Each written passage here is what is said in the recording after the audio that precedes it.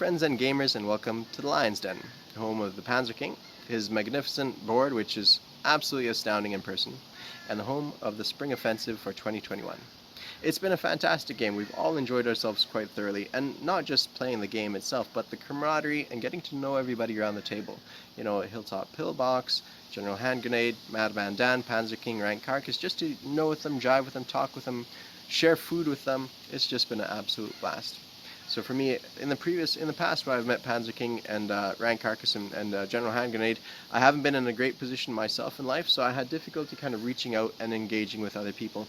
So now it's been a fantastic opportunity to get to know them and allow them to get to know me a little bit as well. I'm in a much better place now than in the past, which is fantastic. That's neither here nor there. I just say that just because it's my channel and I can share kind of what I want. But anyways, I also want to keep it interesting to you guys. So you want to hear about the game. I'm doing these face-to-face interviews more because the other players are covering the angle of the board game with the visual pieces, and I thought it'd be worthwhile talking a little bit about kind of face-to-face some of the circumstances that happen within the game and giving you my impressions on how things are going. And things aren't going well. Japan has just lost their capital. And it's been a very series of tragic events to lead up to this point. Now, I'm not apologizing for it. It is, I'm one of those people that I find it irritating when people blame the dice. Now I know dice are fickle mistresses, and they could really impact the game one way or another. But at the end of the day, still you lost. Sure, the dice were the avenue through which you lost, but at the end of the day, you lost. And so I lost Japan. Now the reason I lost Japan was just I would chalk it up 100% with 100% confidence to fatigue and exhaustion. I wouldn't have expected to react that bad, but it felt like I was drunk yesterday. And I hadn't touched alcohol at all, but I felt like I was drunk. You know, we had played for 15 hours of gameplay at that point, and I was burnt out. I had 4 hours of sleep last night. It was just, I had stuff to deal with when I got back. I had to find the Airbnb. I got lost. By the time I got checked in and found everything like that, had a shower. My wife wanted to talk to me too because she's at home dealing with a 2-year-old and a 4-week-old, right? Like, and she's a handful. Like, they're both a handful. They're really rambunctious. Like, my son is barely 2 years old, and at that, really, like, you can't tell him anything, right? Terrible twos are a real thing, guys. And so it's just, yeah, she wanted to talk and have some kind of more adult time and just to communicate with an adult human being instead of kids all days, right? So by the time I got to bed, it was 2 a.m. After I posted up a video and planned some moves for the next day, and 4 hours of sleep and then back at it again, right? So just exhaustion. Piled onto that is like this past week has been exhausting because I've been working on campaign medals, putting in late nights with very little sleep, and then our little 4-week-old is very colicky and having a difficult time. So chalk it up for me to pure fatigue and exhaustion. But I'm not apologizing for losing Japan. I'm not saying or not excusing myself for attack because these games, you're not just playing a computer that's going to calculate the moves. You're also playing the player, and fatigue and exhaustion and endurance comes into that. And at the end of the day, I'm an adult. I could have said, look, guys, I'm done at this time. And I did tell them before, like when we started that round, I was like, can we call it a night? I'm burnt out. And they said, no, one more round. We want to see, because things are really starting to move and the tempo of war had really gone up there, and they wanted to go for that one round. So I went for it and ended up making absolutely catastrophic decisions. Like some of it, I look at it this morning, like I was an idiot, just wasting my units, like completely ignoring the American fleet approaching, saying, not to worry, too complicated, your mind's not there.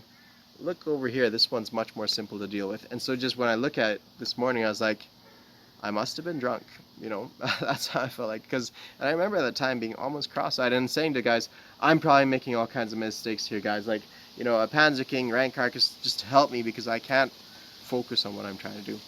But still, I'm an adult. I should have said at the start of the Japanese turn, I'm done. I can't do this. And, I was absolutely out of it too. And my allies were too, my Axis partners were too. They're, at that point, they're kind of starting to lean back and say, my turn's done, or close to being done. I'm not going to do much on my turn. Let's just chill out, because we're enjoying each other's companionship as well, having a little bit, to relax around, and sitting in chairs and such for too, right? So that is part of it as well. Let's get to Japan.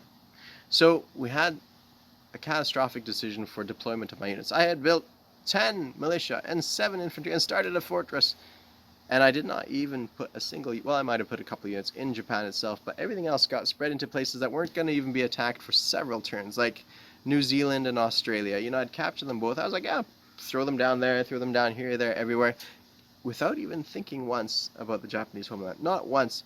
I have no idea why. I have no idea why I was so, yeah. Anyways, moving on. I'm not excusing it. I 100% accept that I lost Japan. Let's move on from that. Let's talk about the battle itself and my impressions of it. So there's a few things that occurred that were interesting and kind of unique. So I had 2 infantry defending Tokyo, and it looked really optimistic to the Allies. They had a total of, they had 4 Marines coming up. 2 of them were special Marines, so they were rolling at 3s, I believe. Well, they would have been 2 into the mountains, but normally 3, 2 regular Marines. They had 2 tactical fighters and 2 tacticals, 2 fighters, and shore bombardment of 2 battleships and 2 heavy cruisers. Really good odds of winning any fight. Plus, they had 2 tactical strategic bombers that could bomb the hell out of any defensive units that they wanted to. They had really, really nice odds of winning any fight that they set their mind to. If it be Tokyo, or if it was, any other place in Japan, they could pick and choose wherever they wanted to go. On the flip side, I had 7 fighters I could have reinforced Japan with. I had, 10 militia, and I had 7 infantry I could have put anywhere where needed, and I did not put a single unit anywhere in Japan. In fact, I actually pulled units out to go attack Hong Kong. That's how out of it my brain was. Let's move on from that fact, and let's talk about something else. So the attack itself was interesting.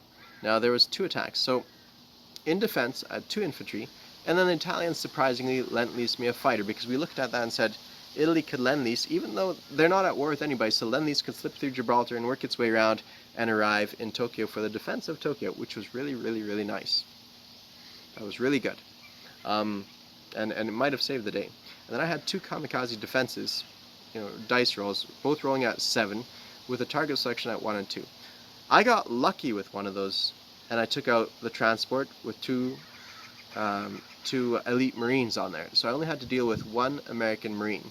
The other one went into Honshu, and so it was a bit of a sideshow, but one of them went into sorry, I just had a thought. One of them went into Tokyo. 1 Marine, 2 fighters, 2 tacticals, and a shore bombardment. The dice rolls for the shore bombardment were 2 battleships and a heavy cruiser, and they succeeded at 2 of those. They did 2 hits on me. So I had the option out of 2 infantry and 1 fighter, what casualties to take in the shore bombardment. And we'll get to that in a moment. So just to illustrate, there was 1 Marine and a bunch of fighters. We don't need to get into the aircraft side of things. And there was 1 unit left over in Japan territory. And now we rolled out that first round of combat too. We rolled it out, and they got a hit on me, and I got a hit on them. So we knew that they were going to be wiped out. One of their units was going to come off the table. Pause for a second, and let me give you a theoretical example. If you had 2 infantry, regular infantry, attacking a territory, and an aircraft, could you say the attacking force has to take double casualties? Let's say you had 1 infantry, you would take the 2 infantry off. Let's say you have 1 infantry and 1 aircraft, and they have to take double casualties. Would you say that they have to take casualties on the airplane and the infantry, or just 1 infantry off? That is the question. And they're coming across the same sea zone as well, like same border crossing and everything. Would you say the 1 hit they have to absorb goes on the infantry and the aircraft, or must it just be, would they take 1 hit, or would they take 2 hits? How would that work out? And that is the big question. Because in this attack, when they had 1 Marine coming in, would that defensive roll in Tokyo have to go on the Marine, or would it have to go in the aircraft? Because, and this is why it's because, if you say that they have to take double casualties, would that mean they take off 2 aircraft or 1 Marine? Or would it say you have to go against land forces and take off that Marine? Or could you simply take 1 of the aircraft hits off the table? That is something we're thinking about. How does that play out? Now, at the end of the day, I'm going to accept the result as we played it. It's a continually evolving game. Real clarification. Real clarification comes in a little bit quicker, future iterations of the game as we find different things that we need to figure out what the deal is. But for right now, that's essentially what it looks like. The plane is passing overhead. So that's the scoop behind that. How that works out, I honestly don't have any clue. How does that work out? What casualties a person could sustain? How does the person resolve that? So, interesting little sideshow. Regardless, Japan fell. Japan, there's very little they can do to recapture Tokyo, and so all my units across the whole board, controlling Australian territory, New Zealand, all of China practically, Manchukuo, Money Islands, all these units spread everywhere, and a fleet that can match the Americans in the Pacific, all are taken off the table, just because of, well, fatigue is a big part of it, but fatigue is embodied within me, and so therefore I lost Japan. And I take away from that table the 11 victory points that they were bringing to the end game. And at that point, it's game over, for the Axis at the very least. And now it's a toss-up between the Allies and the Comintern. Who will win? And so that makes this game kind of interesting too, because now we're into the Cold War. Who's going to win this fight? The Allies can't declare war against the Communists until they hold Tokyo and Berlin, or one of them's captured by the Allies. Both of them are captured by the Allies, but otherwise, no show, no go. Very interesting. Thank you all for watching. Cheers!